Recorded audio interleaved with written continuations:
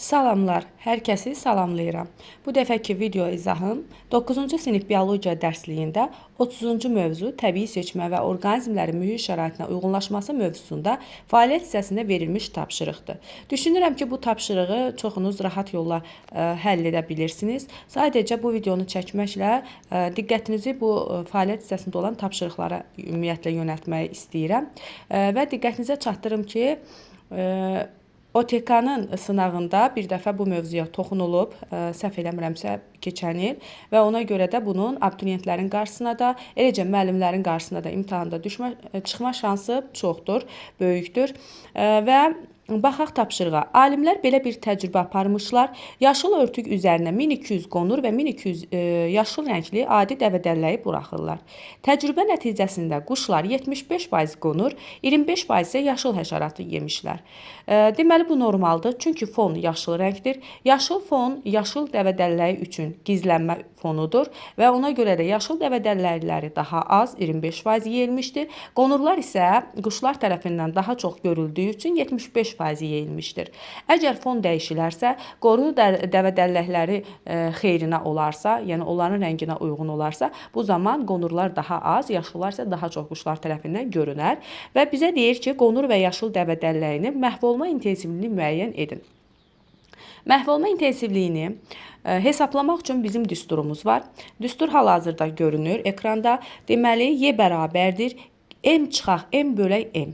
M burada fərdlərin ilkin sayıdır. N isə salamat qalıb çoxalmanı davam etdirən, nəsli davam etdirən fərdlərin sayıdır. Yəni, növbəti çoxalmaya qədər sağ qalan fərdlərin sayıdır. Və mən burada əvvəlcədən müəyyən etmişəm, yazmışam. İndi sizə onu göstərirəm. Əvvəl yaşıl dəvədəlləkləri üçün məhv olma intensivliyini hesablayaq.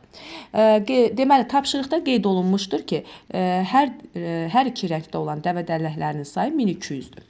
Deməli, 25% də yeyilmişdir yaşıl dəvədəlləyinin. Deməli, 100%-dən 25%-ni çıxsaq, 75% sağ qalan dəvədəlləklərinin sayını taparıq.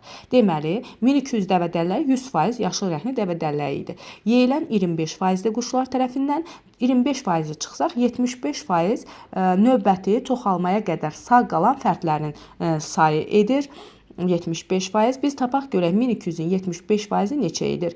1200 100%-dirsə, x də 75%-dir. Bu da x də eləyir 900. Növbəti çoxalmaya qədər salamat qalan fərdlərin sayı, yəni bu kiçik n-dir.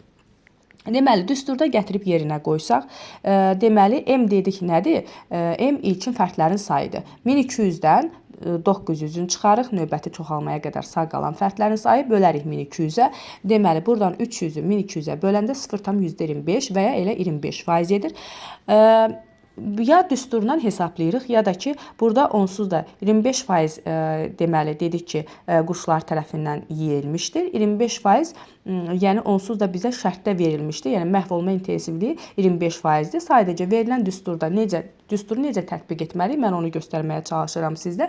0,125 elə 25% edir. Gəlin, qonur dəvədəlləkləri üçün baxaq. Deməli, 100% qonur dəvədəlləyinin 75%-i quşlar tərəfindən yeyildiyi üçün 25%-i salamat qalmışdır. Yəni, 75%-i məhv olmuşdur. Məhv olma intensivliyi faizlə 75%-dir.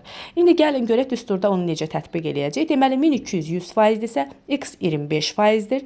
Yəni, salamat qalanların sayı x də bərabərdir 300. Növbəti çoxalmaya qədər salamat qalanlar kiçik n. Deməli, 1200-dən 300-ün çıxıb 1200-ə böləndə 900 böl 1200 0,75. Yəni, faizlə biz onsuz da görürük. Bizə məsələnin şərtində nə deyir? Deyir ki, 1200 qonurdan 75%-i yeyilmişdir. Deməli, məhv olma intensivliyi faizlə 75%-dir. Lakin biz ümumiyyətlə bu düsturda necə tətbiq edə bilərik? Düsturda necə hesablaya bilərik? Məhv olma intensivliyi həm də 0,75 edir. Bir də istəyirəm diqqətinizə həmin deməli mövzuda səhifə 111-dəki bax bu öyrəndiklərinizi tətbiq edin və yoxlayın hissəsində olan birinci tapşırığı diqqətinizə çatdırım.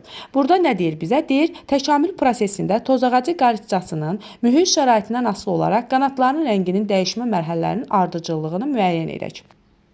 Biz bilirik ki, Tozağacı bitkisinin üzərində tozağacı qarışcası kəpənəyi yaşayır və onun ağ və deməli tünd rəngli formaları olub. Həmçinin biz şibiyələri keçərkən öyrənmişik ki, şibiyələr deməli heç bir canlının yaşaya bilmədiyi temperatur aralığında, quraqlıqda yaşaya bilər əslində. Digər canlıların yaşamaqda çətinlik çəkdiyi mühit şəraitində yaşaya bilər. Lakin onun bir tələbi var, o da havanın təmiz olmasıdır. Yəni kükürt qazı ilə, dəm qazı ilə və yaxud da digər zəhərli qazlarla zəngin olmamasıdır. Belə deyək də,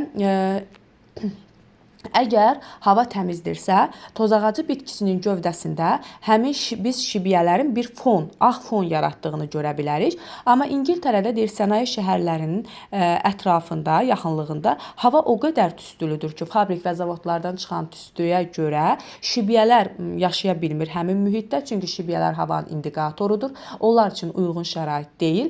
Və əvvəllər şibiyə olanda, ümumiyyətlə sənaye şəhərinin yaxınlığında olmasa əgər tozağacı bitkisi, onda şibiyələr onun gövdəsində ağ fon yaradanda ağ rəngli tozağacı qarışcası o fonda gizlənə bilirdi. Quşlar onları seçə bilmirdi. Tünd rənglərlə qidalanırdı.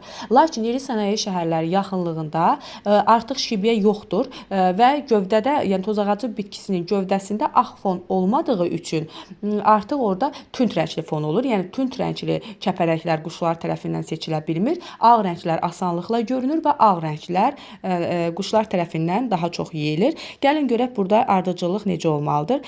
Deməli, birinci ətraf mühitin yəni şərtdə verilib. Ətraf mühitin çirklənməsi nəticəsində tozağacı ağaclarının gövdəsi rəngini dəyişmişdir. Yəni ağ fon tünd fonla əvəz olunmuşdur. Bu zaman açıq rəngli qanatları olan kəpənəklər quşlar tərəfindən daha aydın seçilir və yeyilir. Yəni ikinci hissəyə D qoyacağıq. Və deməli seçmə nəticəsində tünd qanatlı kəpənəklər burada sağ qaldı. Sanki təbiət seçdi, təbii seçmədir. Quşlar ağ kəpənəkləri yeyərkən onların sayı azaldı. Tünd rənglərin isə sayı daha çox oldu. Seçmə nəticəsində tünd qanatlı kəpənəklər sağ qaldı. Deməli 3-ə yazırıq A. Sonra tünd qanatlı kəpənəklər sağ qaldıqdan sonra onların çoxalması və belə əlaməti bir neçə nəsil ərzində saxlaması müşahidə olunur. C. Və müəyyən vaxtdan sonra populyasiyada açıq rəngli fərdlərlə müqayisədə tünd rəngli fərdlərin sayı daha çox olur, üstünlük təşkil edir və sona qoyacağıq Y. Deməli, nəyə görə bu tapşırığı da izah elədim? Ona görə ki, adətən videoların altında yazılan rəylərə baxıram və daha çox dərslikdə mövzuların sonundakı tapşırıqlar istənilir. Ona görə də mən bunu nəzərə alıb bu videonu çəkirəm və əgər faydalıdırsa, zəhmət olmasa bəyənməyi unutmayın. Diqqətiniz üçün minnətdarım.